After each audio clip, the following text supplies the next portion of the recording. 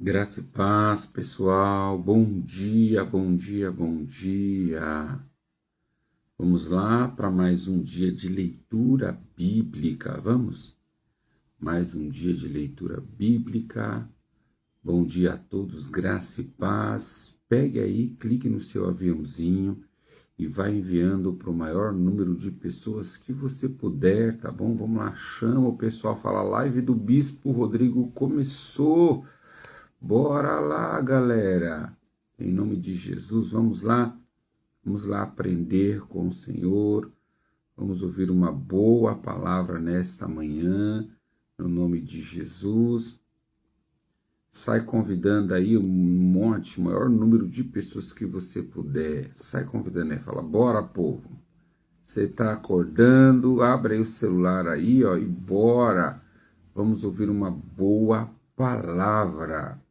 Hoje nós estamos no 41º, né? 41º, 41 dias de leitura da palavra. Estamos no livro de Deuteronômio, do capítulo 9 ao capítulo 12. Bom dia, Selma, graça e paz. Vamos entrando. E hoje nós temos bastante coisas para falar. Que bom, né? Que bom. É bom quando nós temos muitas coisas para falar, grandes revelações de Deus, né? E tem aí uma pergunta que, né, eu fiquei de responder no grupo, mas eu vou responder aqui porque eu também tinha visto, né, esse ponto interessante. Mas vamos lá, e como é que você tá? Sua leitura tá boa, tá em dia, tá seguindo? Atrasou? Se atrasou, corre atrás da leitura aí, não deixa atrasar. 41 dias lendo a palavra de Deus, olha que poderoso, né? Glória a Deus por isso, glória a Deus, né? Glória a Deus por isso, feliz por cada tempo que o Senhor está sempre nos reservando, né? De estarmos aqui, então é poderoso. Deixa eu ligar aqui o negócio, fica aí, Levi, só ligar aqui na tomada, senão minha bateria vai acabar. Vamos lá. Hoje eu estou aqui, ó. Hoje eu estou aqui com arsenal, ó. Hoje eu estou aqui com uma Bíblia. Olha só, estou com uma. Hoje eu estou com arsenal, ó. 2, 3. Olha só.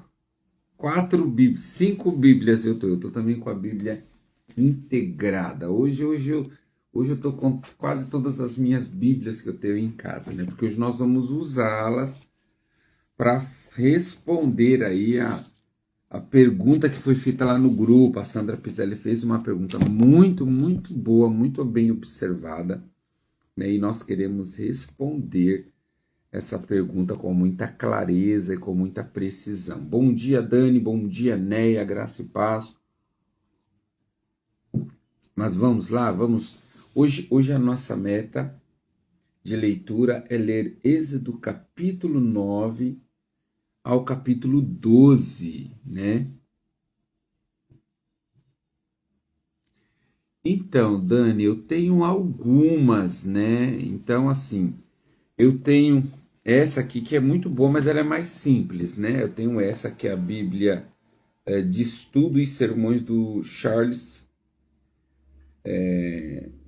Spurgeon, né? Charles Spurgeon. Eu tenho essa do Charles Spurgeon.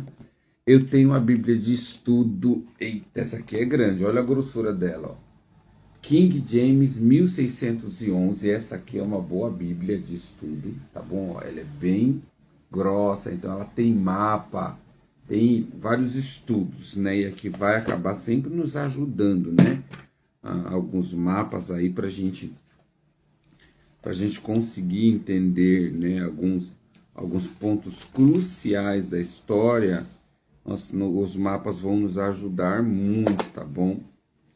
Então tem essa, eu tenho também a NVI de estudo também, ó, NVI de estudo. Essa aqui também é muito boa. Eu tenho uma que eu uso pouco, mas eu uso, tá? Bíblia de Estudo Expositiva do Jimmy Swaggart, tá? Tenho essa de estudo, eu tenho essa Bíblia integrada também. E tenho também a Bíblia de Jerusalém, que é uma da capa vermelha, o vinho, né? Que também é boa, tá? É boa também, não é ruim. Mas hoje, é porque Bíblia de estudo, deixa eu explicar aqui esses primeiros minutinhos para vocês, né? Bíblia de estudo você precisa entender assim, eu quero qual, né? Qual o objetivo? Eu quero uma Bíblia de estudo. Isso aqui é importante a gente analisar. Eu quero uma Bíblia de estudo por qual motivo? Porque cada Bíblia de estudo, ela vai te dar um caminho, né? Essa mesma integrada aqui, ó, ela é cronológica. Então eu vou ler ela, porque vai ser de acordo com o tempo, cronológico. Então você vai ver que em alguns, deixa eu pegar aqui uma página aqui. Tá vendo? Você vai ver que algumas páginas, não sei se vocês vão conseguir enxergar daí, mas eu acho que sim. Algumas páginas, vê se vocês conseguem enxergar.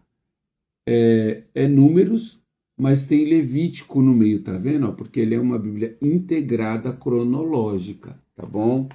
Rapaz, tuxa, que bênção você aí, rapaz. E aí, claro, não é só Levítico. Aí nela você tem, na mesma página, você tem Números, Levíticos e Deuteronômio, né? Por quê? Porque ela é uma Bíblia, além de ser integrada, ela é cronológica. Então você vai ver, às vezes, vários livros na mesma Bíblia. Então esse aqui é bom para você acompanhar a parte histórica, cronologicamente, né? Então tá aqui, ó. Eu peguei aqui uma outra página para facilitar. Então você vê, nessa página aqui, ó, vocês estão enxergando, né? Você tem Samuel, Salmos e Primeira Crônicas, né? Então você vê, você tem 3 livros numa página só, porque ele vai te dar o dado cronológico, dados históricos, tá? Agora, se você quer apenas uma Bíblia de leitura, né, de estudo, mas para uma leitura apenas para uma explicação, ó, tem Bíblias muito boas, né? Nós temos aí uma Bíblia de estudo da NAA, eu acho que ele é a Bíblia mais conceituada, eu não tenho ela ainda, eu vou comprar, vai ser então, uma das próximas aquisições, a Bíblia de estudo NAA. Mas essa Bíblia aqui, tudo bem que ela é de estudo, tá? Então não é uma Bíblia para você caminhar para o culto. Olha a grossura dessa Bíblia, né? Então é uma Bíblia que você não vai conseguir caminhar para o culto porque ela é muito grossa. Mas essa do King James, ela é muito boa, né? Muito boa mesmo, porque ela te dá um panorama bíblico, ela te dá os significados, ela te dá os contextos, outros textos que aparecem, aquilo que você está buscando. Então, eu gosto dessa daqui, mas dizem que a NAA, né, ela é muito boa. Eu gosto da King James 1611, tá bom? Então, se vocês quiserem uma Bíblia de estudo, a King James 1611 é muito, mas muito boa, tá bom? Agora eu quero comprar uma Bíblia cronológica, né? Eu não tenho ela aqui, quem tem ela é o pastor Mazinho, né? Eu falei com o pastor, tô orando que eu vou comprar. Ela é um pouquinho mais salgada, ela é 300 e poucos reais. Mas é uma Bíblia muito boa, melhor do que essa que eu mostrei para vocês. Essa aqui integrada, ela é baratinho, acho que ela é 70 reais, né? É uma Bíblia boa para você ler no contexto aí de cronológico, né? Para você entender cada história, tudo direitinho, no mesmo tempo, como aconteceu. Isso ajuda muito, né? A Bíblia integrada, essa daqui que eu estou lendo, que eu tenho ela, não compreendo, ela ajuda muito, porque ela vai trazer, quando a gente vai lá para o Novo Testamento, ela vai trazer esse contexto do Novo Testamento literalmente no tempo. Aqui, eu vim aqui para o Novo Testamento, então, ó, em uma página você tem Mateus, Marcos e João, porque ele vai tratar do contexto histórico. Então, eles vão colocar os milagres no tempo mesmo, cronologicamente, né? Então, é muito boa para você entender quando Jesus está falando, né? Quais são os pontos, como que aconteceu cada milagre. Então, essa Bíblia integrada, ela é muito boa, tá bom? Essa daqui é muito boa, mas a gente tem uma melhor, que é uma grandona, é uma grande assim, igual essa do BKJ, mas ela é um pouquinho mais cara, né? Então eu estou esperando aí, quem sabe se alguém quiser me presentear, me chama aí, mas ela é mais carinha, né? Uma Bíblia cronológica de estudo, tá bom? Agora vamos lá, versão a gente vai ter várias versões, a gente vai ter uma versão para a comunidade, né? Se você for ali para a Assembleia de Deus, a Assembleia de Deus usa mais a João Ferreira de Almeida, seja ela corrigida, atualizada. Então a Assembleia de Deus usa mais a João Ferreira de Almeida. Eu usava muito. Ela é a tradução para a gente memorizar, é uma tradução poética, né? A João Ferreira de Almeida. É uma tradução que você memoriza com facilidade, tá? Nós temos a King James, que também é uma boa tradução, mas para decorar ela tem as palavras mais difíceis, né? Ela tem um contexto de palavras um pouco mais difíceis, mas ela tem uma profundidade porque ela caminha ali muito próximo do original, a King James, tá? Nós temos também a NAA, né, que é a João Ferreira de Almeida, mas é a nova atualização. Esqueci o significado, meu Deus. Deixa eu buscar aqui. Deixa eu buscar para mim não falar errado, né?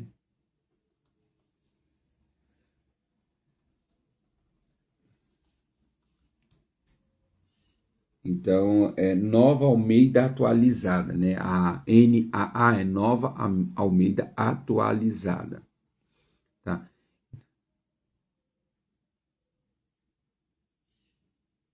Glória a Deus, Márcia. Então, essa NAA de estudo dizem que é muito boa. A que eu quero comprar é essa daqui, ó. Deixa eu ver se eu consigo.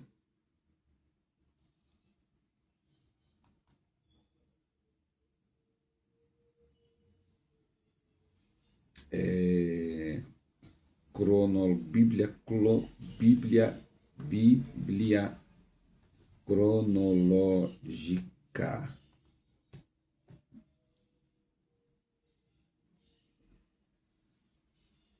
Essa Bíblia cronológica. Aqui, achei ela. Achou! Ela é mais salgadinha. Mais uma hora de aplicação pessoal. Acho que vocês vão conseguir. Essa Bíblia aqui, ela é muito boa. Ó, essa daqui, olhem aí.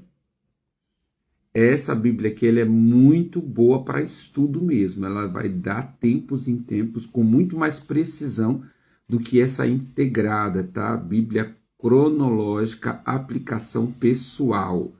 Essa Bíblia é muito boa. Quem tem ela é o meu querido amigo Pastor Mazinho, que fez eu ficar babando por ela quando eu li. Quando eu fui na casa dele, ele me mostrou e eu falei: uau, pastor, que Bíblia. Alguns têm vícios em outra coisa, irmãos. Os meus vícios é em Bíblia. Eu tenho muitas Bíblias, tenho muitos livros. Então, o meu vício é nas Sagradas Escrituras. Tá? Então, é Bíblia de Estudo Cronológica, Aplicação Pessoal. Essa Bíblia é muito boa. Essa é a minha próxima aquisição de Bíblia, tá bom? Mas, Márcia, você falou que tem uma aí, pode levar. Se você quiser ir lá na igreja me levar, não tem problema, viu? Eu amo ganhar Bíblia, ganhar livro, tá bom? Deixa eu ver, a Thaís tá, tô querendo uma King James ou uma NVI. Isso. Isso. A King James, ele é muito boa, tá? Mas a King James 1611, Thaís, a King James atualizada, ela não é tão boa quanto a 1611, tá? Porque a atualizada tem algumas alterações, tá bom? Essa daqui, 1611, ela é melhor, tá bom? A NVI eu suspeito falar porque eu gosto muito da NVI agora mesmo. A gente está lendo diariamente e eu decidi ler nessa daqui do Charles Spurgeon, né? Essa daqui é a NVT. Eu gostei muito dessa tradução, da NVT, tá bom? Ela dá uma tradução com mais detalhes de alguns textos, com a clareza maior, tá bom? Sem modificar muito o texto, porque existem traduções que às vezes vai te dar uma interpretação, mas ela vai modificar muito o texto. Eu não gosto, particularmente eu não gosto da NTLH, né? NTLH, isso, NTLH, nova tradução da linguagem de hoje. Eu não gosto dela,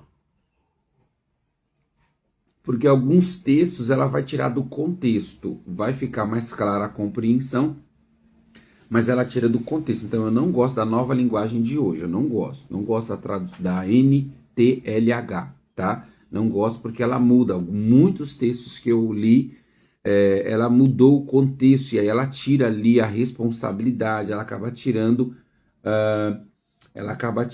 a... Eita Jesus, o povo já tirou, a Márcia... então, eu tenho essa, eu tava vendo aqui que a Márcia mandou lá no grupo, ó. Essa integrada é muito boa, eu tenho ela, tá? Aqui eu quero, vocês que estão aí no grupo, eu vou tirar um print aqui, deixa eu printar. Eu acho que deu certo. Deixa eu ver se eu consigo mandar agora aqui. Ixi, consigo não.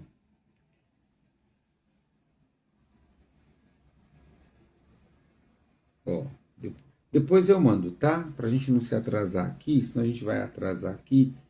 Mas aqui eu quero, deixa eu ver. Esse que print. Acho que agora foi. Quem tá no grupo aí vai ver essa daqui, ó. Essa daqui é muito boa, ó. É essa daí. Eu coloquei no grupo para vocês, tá? Quem tá no grupo vai observar. Essa Bíblia aqui, para quem quer fazer um estudo profundo, com muita clareza, cronologicamente, essa Bíblia aqui, ela é top demais. Bíblia de estudo cronológica, aplicação pessoal. Tá bom? Essa Bíblia é boa demais, muito boa mesmo, tá bom? Mas vamos seguir.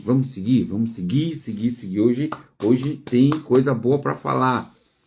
Deuteronômio capítulo 9, versículo 12, tá? Como todas as manhãs, nós não conseguimos ler com muitos detalhes, tá bom? Mas eu quero ressaltar alguns versículos que mexeu com o meu coração, mexeu com a intenção de Deus ao nosso respeito, que é importantíssimo. Então, primeiro, nós vamos aqui para o capítulo 9. O capítulo 9 vai falar da vitória pela graça de Deus, né? Então, ele vai falar de como Deus ele deu vitória ao povo de Israel. E o interessante,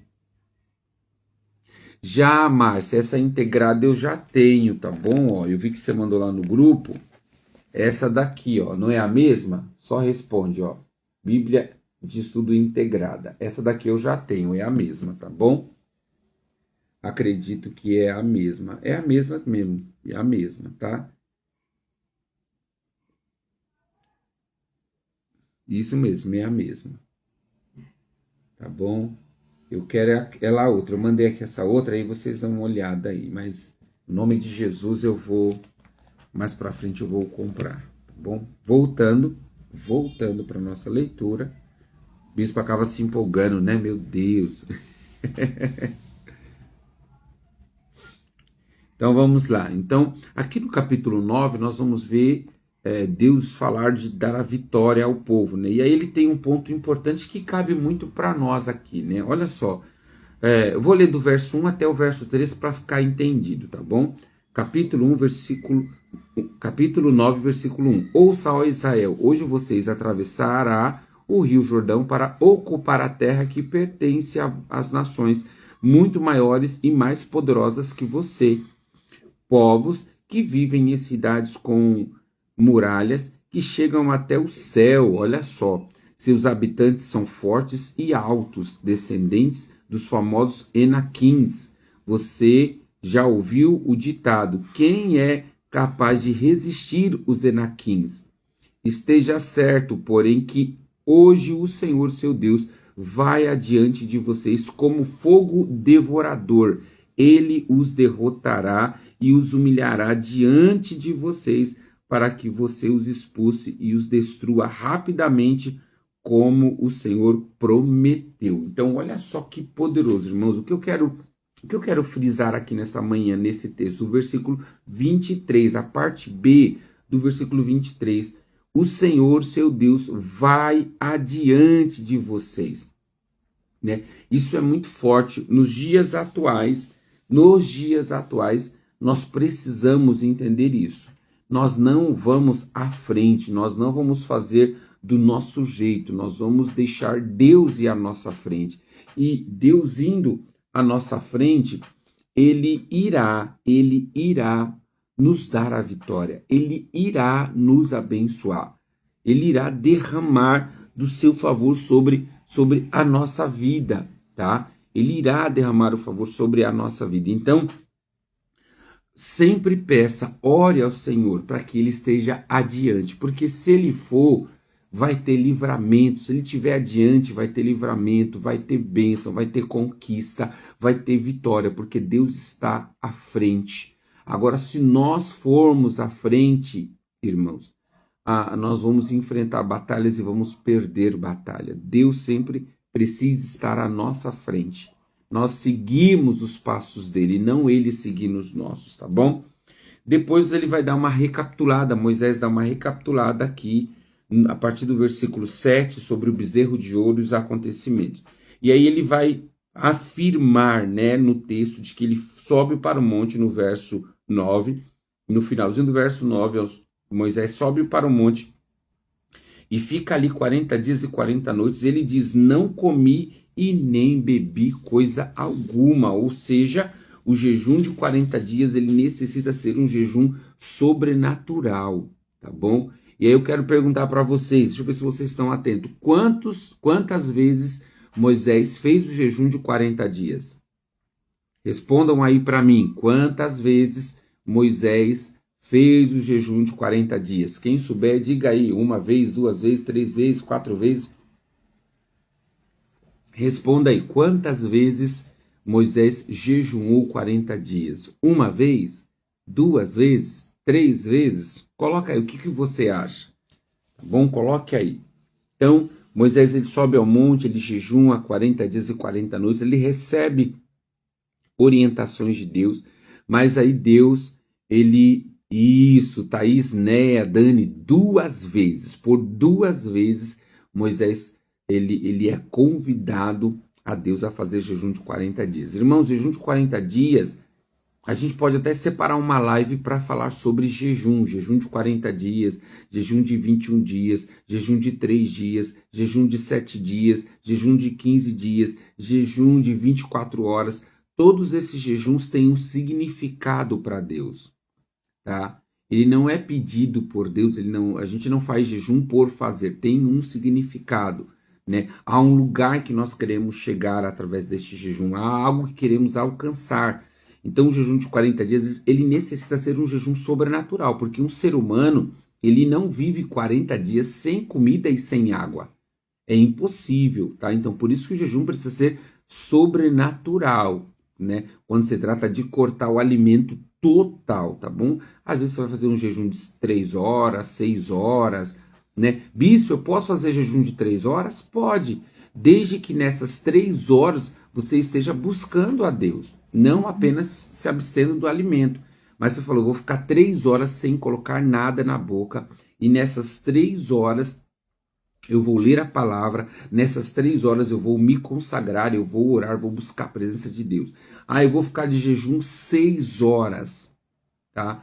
Pode, eu vou ficar de jejum, nessas 6 horas eu vou ficar de jejum, eu vou orar, eu vou louvar ao Senhor, eu vou buscar a Ele. A Dani colocou, bispo, eu fui pesquisar e apareceu 3, eu lembrava de 2. Olha, biblicamente, nós temos em comprovação bíblica 2 vezes, tá? Precisa se dar uma olhada. Os 40 dias são 2 vezes. Eu não sei se tem essa terceira vez. Aí eu preciso me aprofundar, mas pelo contexto histórico de que nós lemos até aqui, são 2 vezes. Aqui no capítulo de Deuteronômio, no versículo 9 e o 10, nós vamos ver ele falar de mais vezes, mas ali, Dani, ele está contextualizando, tá bom? Ele está contextualizando porque ele está falando do mesmo tempo, né? Ele faz um jejum, olha lá, ele faz um jejum quando Deus o chama, ele faz o jejum quando ele sobe pela, pela, pela segunda vez, e aí está dizendo que ele faz um jejum pela terceira vez na renovação da aliança. Aí eu preciso buscar o texto, eu não me lembro desse terceiro jejum, tá? Mas pode ser que tenha, eu não me lembrava de 3. Depois a gente pode olhar aí, se você tiver os 3 textos para nós, ou melhor, esse terceiro texto, né, da renovação da aliança, né, que é o terceiro, seria o terceiro jejum, é isso? Então, o primeiro jejum é quando ele sobe para pegar as tábuas da lei, e aí ele quebra as tábuas, ele precisa subir a segunda vez para pedir perdão ao Senhor, né? Após o bezerro de ouro, né? É esse daí. Então, se tem uma terceira aí, eu preciso ver o texto, tá? Eu não me lembro do texto, tá bom? Se alguém encontrar aí essa terceira, a gente lê o texto e a gente... Êxodo 34, 28. Vamos ver? A gente pode ir lá rapidinho, tá? Êxodo 34, 28. Êxodo 34, 28. 28. Moisés permaneceu no monte do Senhor 40 dias e 40 noites. Durante todo esse tempo não comeu e nem bebeu. Escreveu os termos da aliança, os 10 mandamentos e as novas tábuas. Então, esse texto está dando referência, Dani, à segunda vez que ele sobe, tá bom? A primeira vez é quando ele recebe os 10 mandamentos, a primeira tábua, e a segunda vez é essa daqui, né? Que é quando ele sobe para escrever, para pegar as tábuas, tá vendo? Ó, Moisés permanece no monte do Senhor 40 dias e 40 noites. Durante esse tempo não comeu nem bebeu e escreveu os termos da aliança, os 10 mandamentos, nas tábuas de pedra, né? Então, se não me falha a memória, essa é a segunda vez e não a terceira, tá? A gente tem que só ver isso cronológico. Se tem uma terceira vez, ele precisa mostrar, ó. É isso mesmo, a primeira lá, bezerro de ouro, ou deixa eu ver.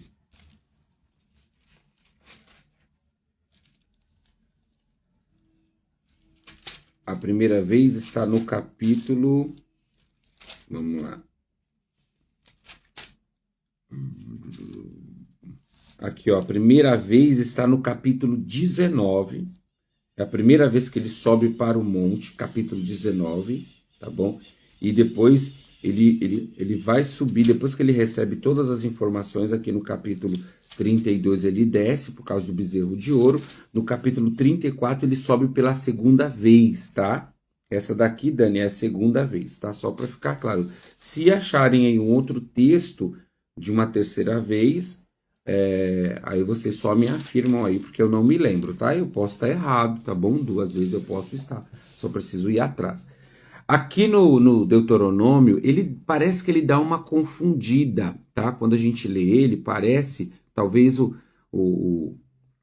talvez o escritor, Dani, que falou 3 vezes aí no estudo, quando você pesquisou, ele citou 3 vezes, porque aqui em Deuteronômio ele aparece mais vezes falando sobre 40 dias. Aqui no texto aparece de 3 a 4 vezes, né? Falando de 40 dias de jejum.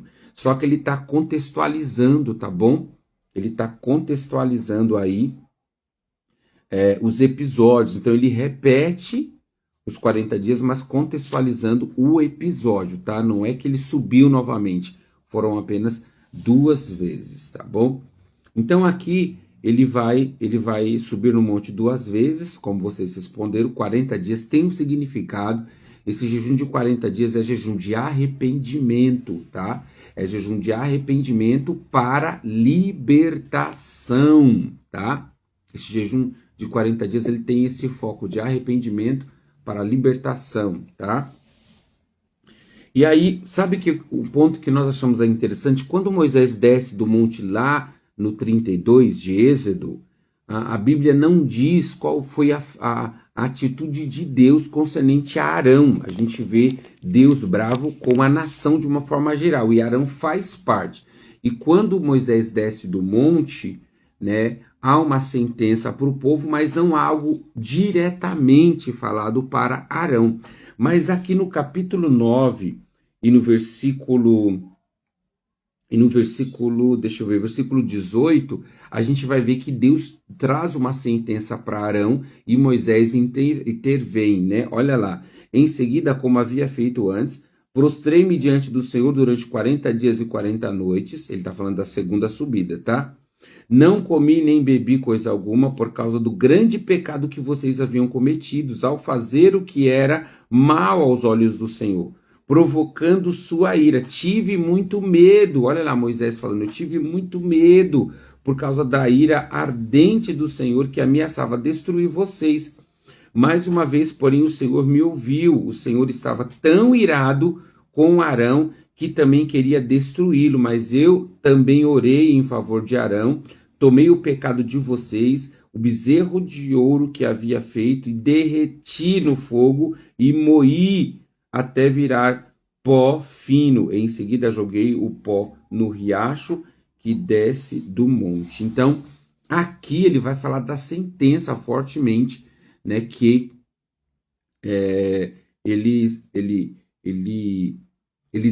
que Deus dá a Arão, tá bom? E aí ele diz, olha só no 25, prostrei-me diante do Senhor durante 40 dias e 40 anos. Então, essas repetições aqui são dando evidência de onde ele estava, né? Não é que ele subiu novamente, tá? Então, dando referência. Então, aqui ele continuou 40 dias e 40 noites, porque o Senhor tinha dito que os destruiria. Orei ao Senhor e disse, ó soberano Senhor, não destruas. Eles são teu povo, a tua propriedade especial, a quem resgataste do Egito, como teu grande poder, com teu grande poder e tua mão forte, ou forte mão, né? E aí no capítulo 10, né, uma nova cópia da aliança, é esse tempo que ele já subiu, tá? Então ele não vai subir de novo, é que o texto está agora explicando, Moisés está explicando, então é como Moisés estivesse contando um caos, sabe? Sabe quando você conta um caos aí, você repete muitas vezes o mesmo acontecido para dar ênfase àquilo que aconteceu? É exatamente o que acontece aqui. Aí aqui no capítulo 10, né, e no versículo 10, Moisés diz novamente, né, quanto a mim, fiquei no monte na presença do Senhor 40 dias e 40 noites, como da primeira vez, tá vendo? Como da primeira vez. E também dessa vez o Senhor ouviu a minha súplica e concordou em não destruí-los. Então o Senhor me disse, levante-se, siga a viagem, guie o povo para que entre e tome posse da terra que jurei a dar aos seus antepassados. Então, pelo texto aqui, pessoal, juntamente com a pergunta da Dani aí, foram apenas 2 vezes, tá bom? 2 vezes. E aí, ele vai, né, dar ênfase, né, nesses 40 dias, nessa questão do livramento, né? Moisés está dando ênfase porque, como eu disse, o livro de Deuteronômio é um inventário. Deuteronômio é um inventário da história para fixação do coração do povo, porque Moisés ia partir, tá? Então, Moisés vai dar evidência aí de juramento, deve jurar apenas no nome dele, né? Olha lá, isso aqui é interessante, né? Deuteronômio 10, versículo 20. Temam o Senhor, o seu Deus, sirvam-nos e apeguem-se a ele. Quando fizerem juramento, jurem somente pelo nome dele, né? Somente ele é seu Deus e o único digno de ser louvado, né? Ou do seu louvor. Aquele que por vocês fez milagres poderosos que vocês viram com os próprios olhos. Quando seus antepassados desceram até o Egito, era apenas 70 pessoas. Ele está falando de Jacó, tá bom? Jacó e José, né, e seus irmãos. Então eram apenas 70 pessoas. Agora, porém, o Senhor, seu Deus, os tornou tão numerosos quanto as estrelas do céu. Poderoso, né? Aqui no capítulo 11 vai entrar, logo mais vai entrar a pergunta, né, que a Sandra Piselli fez lá no grupo, tá bom? Vai entrar aí a pergunta. Então, olha só, né? Deuteronômio capítulo 11 vai falar aí do amor que o povo devia amar o Senhor. Ame o Senhor, seu Deus, e obedeçam sempre o que ele exige. Seus estatutos. Então, olha só, não tinha que obedecer só os 10 mandamentos. Eles tinham que obedecer os estatutos, os decretos e os 10 mandamentos, né? Então, estatutos eram orientações de como eles deveriam, né, se comportar dentro do clã, né? Então, tipo de cuidado, vestimenta, decretos aqui está voltado a festas, né? A festas e as ofertas que eles deveriam fazer, tá? Então, tem o estatuto, que é comportamento, decretos, que vai falar sobre as festas, tá? E os sacrifícios, e os mandamentos, o que eles não deveriam praticar, tá? Os mandamentos eram o que eles não deveriam fazer, pecar contra o Senhor e como eles deveriam honrar.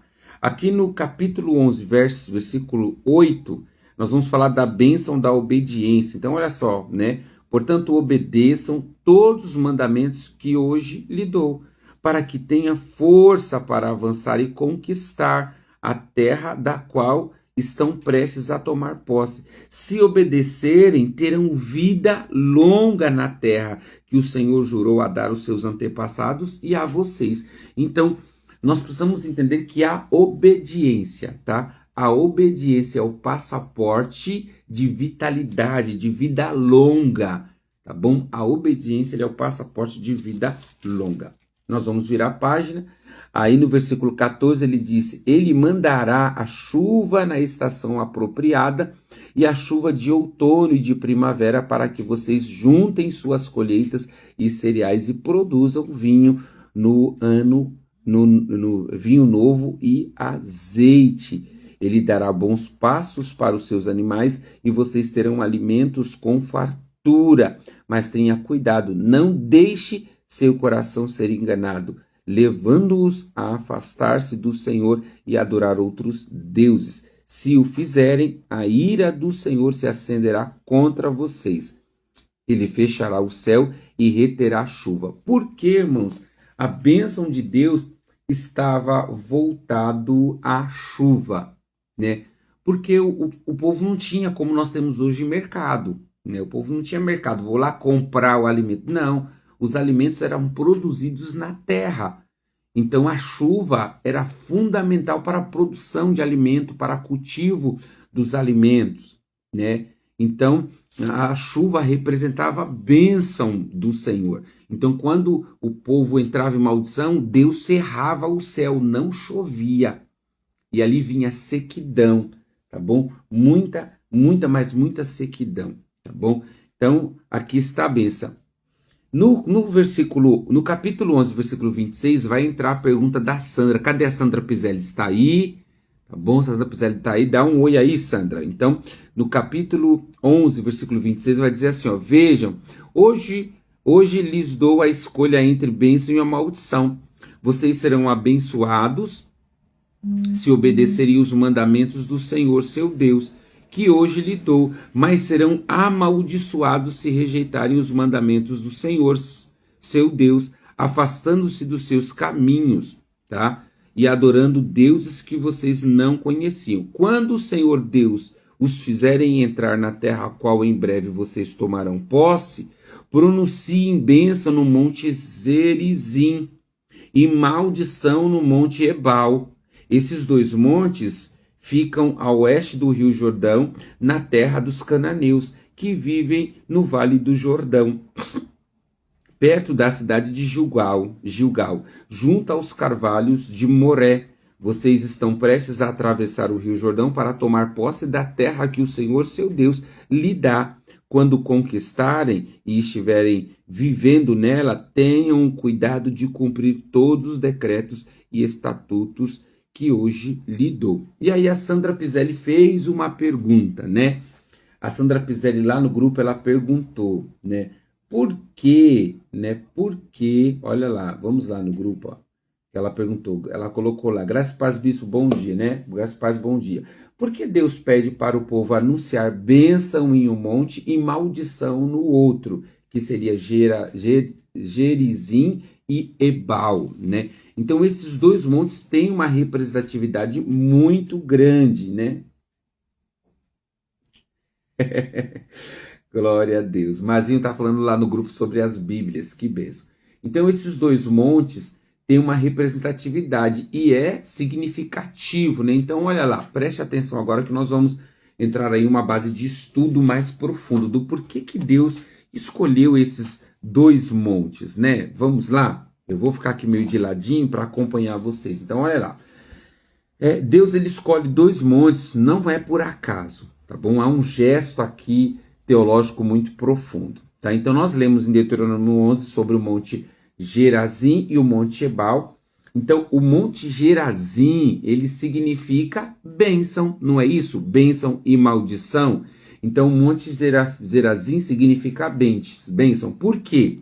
Porque o monte Gerazim era um monte fértil, era um monte verde com fontes de água. Então, o monte Gerazim, ele era um monte de fato de bênção. Então, tinha um significado profético nisso, tá? Ele representava a vida e a obediência. Então, o monte Gerazim, ele era a bênção porque ele representava obediência e prosperidade, tá bom? Então, a bênção estava ligado à obediência. Então, simplificando, o monte Gerazim, ele representa obediência e bênção. Era um monte fértil, verde e com fontes de água. O monte Ebal, ele era um monte de fato de maldição. Por quê? Tá?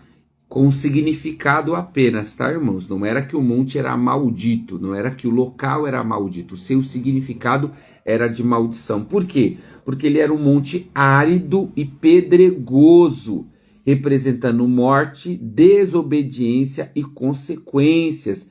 Nele foi levantado um altar com pedras brutas. Vai estar lá em Deuteronômios, nós vamos chegar, Deuteronômios 27, capítulo 27, versículo 5 ao 6, tá? Então, o monte Ebal, ele é um monte da desobediência. Então, quando o povo desobedecia e tinha que proclamar maldição, os sacerdotes, os levitas, iam para o monte Ebal, e isso vai acontecer. Eu sei que mais à frente nós vamos ler de novo, né? Mas vamos ler para a gente cair nesse entendimento, tá? Olha lá, Deuteronômio 27, versículo 5 e 6, olha lá. Construam ali um altar para o Senhor seu Deus, usando pedras inteiras em sua forma natural. Não alterem a forma da pedra com ferramentas de ferro. Construam um altar com pedras que não foram cortadas e usem-no para oferecer holocausto ao Senhor seu Deus, apresentando também sacrifícios de ofertas de paz. Celebrem, comendo, alegrando-se na presença do Senhor seu Deus. Agora vamos lá, para a gente entender aqui, ó. Capítulo 27, versículo 11. No mesmo dia, Moisés deu ao povo as seguintes ordens. Quando atravessarem o rio Jordão, as tribos Simeão e Levi... Ah lá, ele separa, olha lá. A tribo Simeão, Levi, Judá, Isacar, José e Benjamim ficarão no monte Gerazim, de onde proclamarão uma bênção sobre o povo. As tribos de Ruben, Gad, Aser, Zebulon, Dan e Neftali ficarão no monte Ebal, de onde proclamarão uma maldição. Então os levitas dirão em alta voz, todos os povos de Israel: maldito quem esculpir ou fundir um ídolo e levantar em segredo. Os ídolos, trabalhos de artesão, são detestáveis ao Senhor, e todo o povo responderá amém. Maldito quem desonrar pai e mãe, e todo o povo responderá amém. Então Moisés estava instruindo para que lá no monte Ebal se proclamasse as maldições, que eram as quebras dos 10 mandamentos. Olha lá, maldito quem roubar a propriedade do próximo, movendo o marco de divisão, e todo o povo responderá amém. Maldito quem fizer o cego se desviar do seu caminho, e todo o povo responderá amém. Então aqui no capítulo 27 vai demonstrar como isso vai acontecer de fato, tá? Aqui no capítulo 11 está falando da teoria, Moisés está orientando, tá? Então a parte teórica, ensinando como deveria ser feito, e lá no capítulo 27 nós vamos ter evidência da prática, com esses dois significados, tá? Então, O monte Gerizim é o monte da obediência e da bênção, porque tem pastos verdejantes e riachos. O monte Ebal é o monte da desobediência e da maldição, onde é uma região árida e pedregosa, tá bom? Esse é o significado. Poderoso, né, irmãos? Deus ele é cheio, Deus é cheio de significados, Deus gosta dessas questões proféticas, né? O ministério profético está no coração de Deus, irmãos. Não uma invenção mística, tá? Mas algo profético, né? A gente escuta só como isso é poderoso, né? Eu preguei domingo em Mateus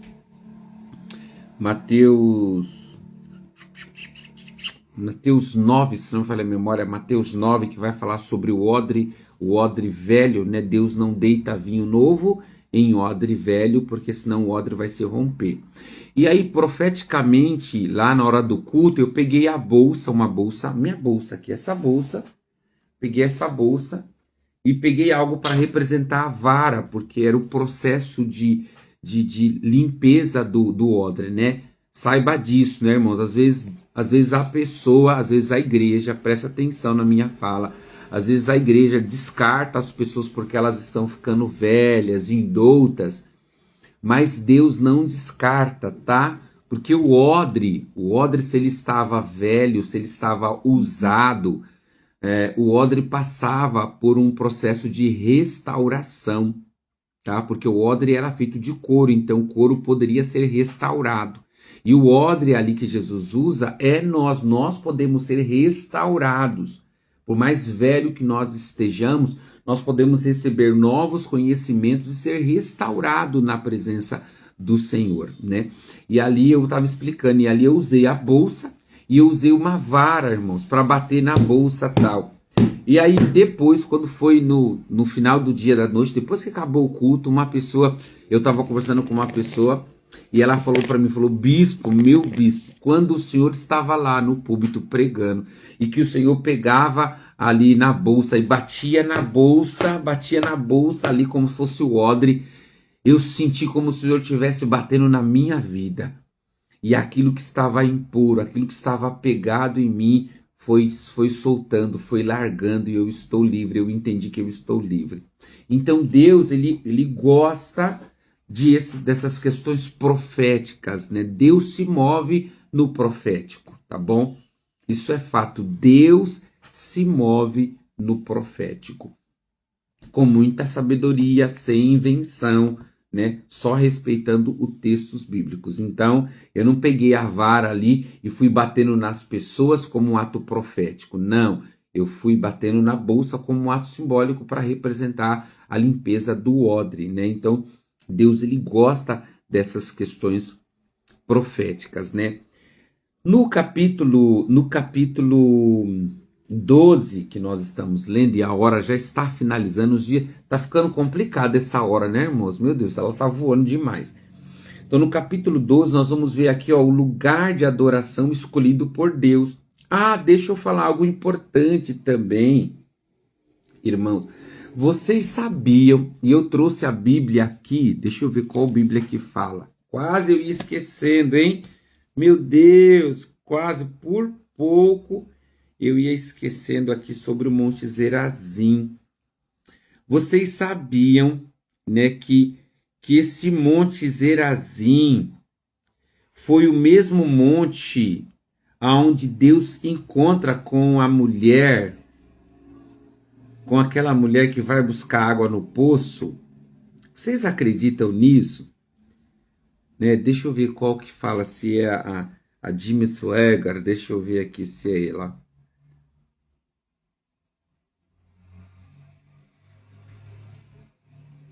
Olha só o comentário do Jimmy Swaggart, né, sobre o Monte Gerazim, sobre o Monte Ebal, né? Olha aqui, ó, o Monte Gerazim chama o Monte da Bênção, né? E o Monte Ebal se chama o Monte do Mal. Os dois montes citados aqui estão à frente um para o outro, e há um vale entre os dois, com a cerca de 183 metros de largura na parte mais larga, no qual jazia o povo de Siquém. Esses montes foram selecionados pelo propósito mencionado, sem dúvida devido à sua proximidade e provavelmente também porque estão posicionados ao centro da terra, ambos requisitantes do norte ao sul, do oriente ao ocidente, conforme está esta passagem. Gerizim, o monte da bênção, era fértil e aplanado. Ebal era o oposto, estéril e acidentado. Como dissemos, eles serviam como excelente e perfeita alegorias ao propósito do Senhor. Não, acho que é a King James que vai falar. Olha lá, deixa eu dar uma olhada aqui. Vocês estão aí comigo? Vocês estão quietinhos? Dá um glória a Deus aí para saber que vocês estão aí comigo. Aqui, ó, a BKJ, olha só, né? Por isso que eu gosto muito dela, né? King James 1611 de estudo, olha só o que ela diz no estudo aqui, ó. O Monte Zerazim e o Monte Ebal eram picos gêmeos que sobreavam um amplo vale no qual a antiga Siquém e a moderna Nablus estava localizada. Foi ali que Jacó comprou uma propriedade e cavou um poço em Gênesis 33, 19 e 20. Em João 4,6, o mesmo poço onde Jesus encontrou com a mulher samaritana, onde ela chamou a sua atenção para o Monte Gerizim, o local e o templo do samaritano, em João 4,20. Então, olha só que poderoso, irmãos, né? Então, esse monte da bênção não é por acaso, isso aqui dá uma poderosa ministração. Né? Deus encontra com uma mulher que não era, né? Olha só, né? João 4, dá para a gente fazer uma ministração gloriosa com o Monte Gerizim, que era o Monte da Bênção. Aquela mulher estava perdida, tinha 5 maridos e nenhum era dela, estava ali em pleno meio-dia buscando água, um horário que não era viável, né? E naquele poço ela foi no lugar certo buscar a bênção. E quando ela chega, ela se encontra com a bênção que é Jesus. E Jesus, ao se encontrar com a mulher samaritana, ele muda a história dela, ele a abençoa. Sabe por quê? Porque depois daquele encontro, aquela mulher não foi a mesma mulher.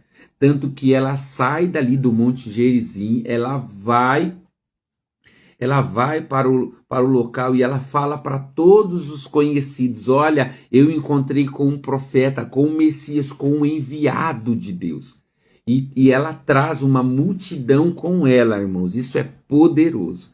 Aquela mulher se torna uma evangelista de uma hora para outra, assim, só de ter conhecido, de ter ficado com Jesus alguns momentos ali.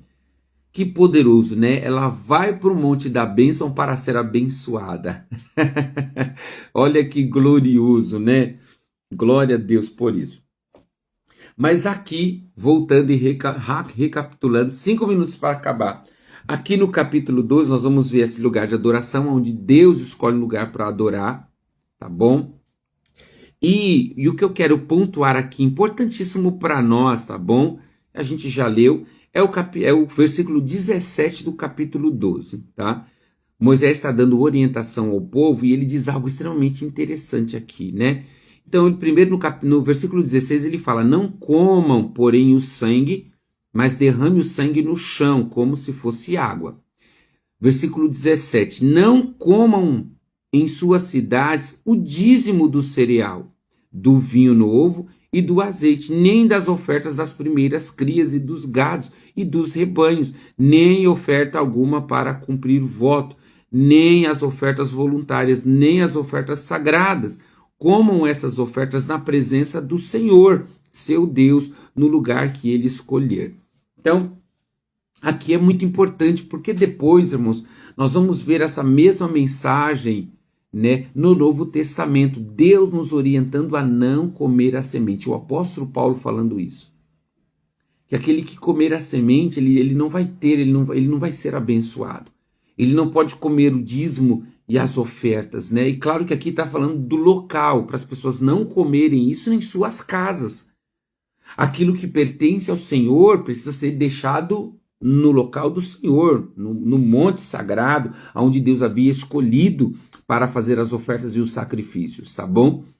Então, a orientação aqui de Moisés para o povo é não coma, porque às vezes, escuta, irmãos, deixa eu falar algo aqui para me encerrar, né? Às vezes, sabe o que a gente faz como servos de Deus? Hoje, nos nossos dias, o dízimo é meu, eu faço com ele o que eu quiser. Aí, sabe o que a gente quer fazer? A gente quer pegar o dízimo e a nossa oferta, que é para dar para o Senhor, e a gente quer fazer obra social com a oferta. Dizendo assim, não, isso aqui eu separei para dizimar, e com o meu dízimo eu vou comprar a cesta básica, vou dar para os pobres. Irmãos, preste atenção no que eu estou falando. Preste atenção. Dessa forma você não será abençoado, tá? Não será. O seu dízimo e a sua oferta têm um compromisso, tá? E aqui eu vou falar do dízimo, que é o que o texto está falando. O seu dízimo tem um compromisso com o altar. O seu dízimo tem um compromisso com a igreja que você congrega. Então não é para você administrar o seu dízimo, é para você entregar ao pé dos pastores, dos apóstolos, dos servos de Deus, a sua igreja. É lá o local. É isso que Deus está falando aqui em Deuteronômio, e nós vamos ver isso se repetir no Novo Testamento dentro de um outro contexto. Tá? Dentro de um outro contexto. Então não é para você, não, o dízimo é meu, eu vou administrar, eu vou fazer o seguinte, a igreja está precisando de cabeamento, eu vou comprar cabo, a igreja está precisando de instrumento, eu vou comprar. Não, não é decisão sua. Se você quer abençoar a igreja com alguma coisa, isso é a partir, é fora o dízimo. O dízimo é obrigação nossa, entre aspas, tá bom? É obrigação, como eu estou falando, dever, tá bom? Embora existe uma voluntariedade no dízimo, irmãos, mas o dízimo é o dever de todo membro de uma igreja. Quem que sustenta a igreja? A igreja não é sustentada com o dinheiro do governo, com o dinheiro da prefeitura. A igreja é sustentada pelos donativos e as ofertas e dízimos dos membros dessa igreja. Somos nós que sustentamos a igreja que frequentamos. A igreja precisa de recurso para manter o aluguel, água e luz, para fornecer para você e para mim um local limpo, né? Para ter recursos, para ajudar quando o irmão carente chegar. A gente estava em reunião essa semana que passou, e isso é bom colocar aqui, porque aqui na live não é só bênção, receba, tome posse, né? A gente orienta. Então, essa semana eu estava em reunião, né? Uma reunião extraordinária com toda a liderança e com toda a igreja fazendo prestação de contas. E eu estava dizendo, irmãos, se uma pessoa chegar, se você não ajudar, vamos supor, você não ajuda a sua igreja, tá? Você não ajuda a sua igreja. Você não dizima, você não oferta. Aí um membro passa necessidade. A igreja vai ajudar como? Como que a igreja vai ajudar um membro que foi fiel no dízimos e nas ofertas e de repente ele experimentou uma crise, ele está passando por uma crise? Como que a igreja vai ajudar se a gente não tem recurso para isso? Então é preciso a gente entender que a igreja, as ovelhas, os membros precisam ser fiel em seus dízimos e em suas ofertas. E não é você que vai administrar, não, eu vou abençoar. Não, você não pode, não há nenhum texto permitindo isso. A igreja do Novo Testamento vai dizer, irmãos, que a igreja do Novo Testamento era tão desapegada às finanças que eles vendiam as suas propriedades e entregavam aos pés dos apóstolos. Para quê? Para que houvesse igualdade financeira. Os apóstolos pegavam os recursos e ajudavam as famílias mais carentes para que todos tivessem o mesmo direito, o mesmo status social, tivessem casas, tivessem alimentos. Por quê? Porque a igreja vivia em comunhão, em repartir do pão. E muitos crentes, muitos cristãos daquele primeiro século, daquela primeira igreja, venderam as suas propriedades porque tinham demais, tinham muitos terrenos, muitas casas, bois e cavalos, vendiam. A Bíblia vai dizer que eles vendiam e entregavam o valor nos pés dos apóstolos. E não era para os apóstolos, os apóstolos pegavam, compravam uma mansão para eles, os apóstolos abençoavam a sua família. Não, irmãos, os apóstolos abençoavam o povo de Deus. Aqueles que estavam necessitados, aqueles que não tinham, sabe, casa, não tinha tendas para morar, o dinheiro era feito para isso. Então hoje uma igreja que tem responsabilidade, ela entende isso. Tá? Por isso que há uma importância de não comer o dízimo, não comer a oferta na sua casa. É preciso ofertar e dizimar primeiro para sustento do lugar que você se alimenta. Ou você não se alimenta lá? Amém, irmãos? Digam glória a Deus, amém. Diga, bispo, eu estou entendendo. Diga aí, eu concordo. Ou se você discorda, diga, eu discordo. Eu vou estar aqui para a gente bater um papo. Nós precisamos ser responsáveis pela nossa casa, tá bem? Pela nossa igreja, ajudar, né? Essa parte financeira é muito difícil na igreja, porque infelizmente nós estamos arrebentados de má fama, né? Quantos pastores roubaram realmente a igreja? Quantos pastores usufruíram do dinheiro da igreja de uma forma errada? Não é, escuta, irmãos, o dinheiro que entra na igreja não é para o pastor. Ele pode ter uma emenda pastoral, ele pode ser assalariado, ele é honrado por isso, não há problema nenhum nisso, tá bom? A Bíblia defende isso, o trabalhador é digno do seu salário, não tem problema nenhum, o pastor ele será assalariado pela igreja, mas o recurso da igreja não pertence ao pastor. Ele é para o bem da comunidade. Então ele é para fazer um serviço social, ele não é, escuta, nenhuma igreja é obrigada ao serviço social. Mas toda igreja tem uma responsabilidade social. Tá? Olha o que Jesus diz no Novo Testamento.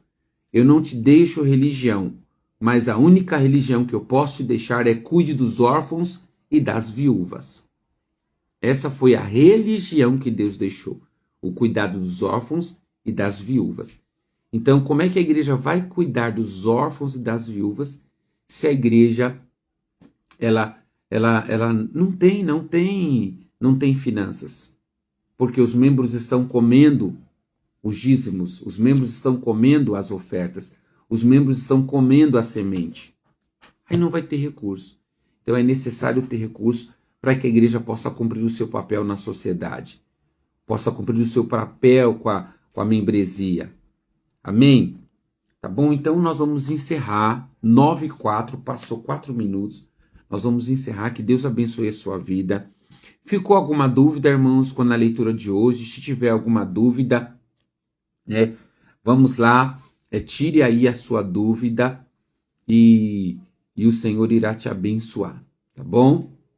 Não, nenhuma dúvida, se tiver, fale agora ou cale-se para sempre. Brincadeira, irmãos, cale-se para sempre não. Aleluia, hoje a gente teve uma live leve, né, mas poderosa, né? Quantos significados poderosos, né? A leitura da Bíblia, ela nos traz dignidade, né? Ela nos, de fato, ela nos nutre, ela nos edifica, né? A leitura bíblica. Glória a Deus, glória a Deus, glória a Deus. Amém, então. Se não tem nenhuma pergunta, se não tem nenhuma dúvida, eu vou encerrar esta live, tá bom? No nome de Jesus, tá? Se vocês tiverem dúvida, vocês que estão no grupo, vocês podem mandar lá no grupo, tá bom? E aí, claro, né? Se for alguma coisa que de repente eu vou tratar aqui na live, eu vou tratar aqui primeiro e depois eu vou mandar mensagem lá, que é o que eu vou fazer agora com a Sandra, né? A Sandra Pizelli, eu acho que não entrou hoje, tá bom? Que Deus abençoe a vida de vocês. Vamos orar?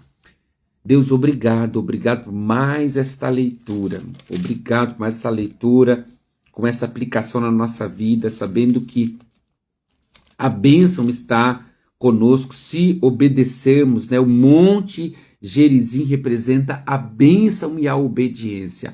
Então, se queremos bênção, se queremos ser bem-sucedidos, se queremos alcançar o alvo, o objetivo, se queremos andar no caminho, nos teus planos, precisamos obedecer e ali subir no Monte Gerizim e declarar as bênçãos que o Senhor tem preparado para nós. Nós podemos, Pai, em um sentido profético, nos levantar nos nossos lares e declarar ali o Monte Gerazim, a bênção do Senhor e a obediência estão na minha casa. Minha casa é o Monte Gerazim, Senhor, aonde ela terá bênção, aonde terá paz, aonde terá recurso no nome de Jesus, Pai. Mas nós também temos aqui o Monte Ebal, que é o monte da maldição e da desobediência, aonde assolam as nações. Senhor, nós oramos e pedimos graça nesse entendimento, que nós possamos andar e que cada pessoa que aqui está,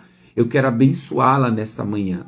Eu quero abençoar essas vidas, eu quero abençoar cada um que todos os dias está comigo aqui. Há um compromisso, Senhor, nesta leitura anual e nós vamos até outubro lá lendo a palavra de Deus, aprendendo e nos aprofundando na autoridade do nome de Jesus. Eu abençoo este meu irmão, eu abençoo esta minha irmã, que ela seja bênção, que ela seja obediente. E como nós lemos aqui no capítulo 12, que elas não comam a semente, que os teus filhos não comam a semente, os teus filhos não comam os seus dízimos e cereais em casa, mas leve para a igreja, para comungar, para repartir com os irmãos, né? Todo o dízimo e todas as ofertas na autoridade do nome de Jesus. E assim nós daremos sustento à sua casa e poderemos avançar no teu reino para a glória do nome de Jesus, em nome de Jesus.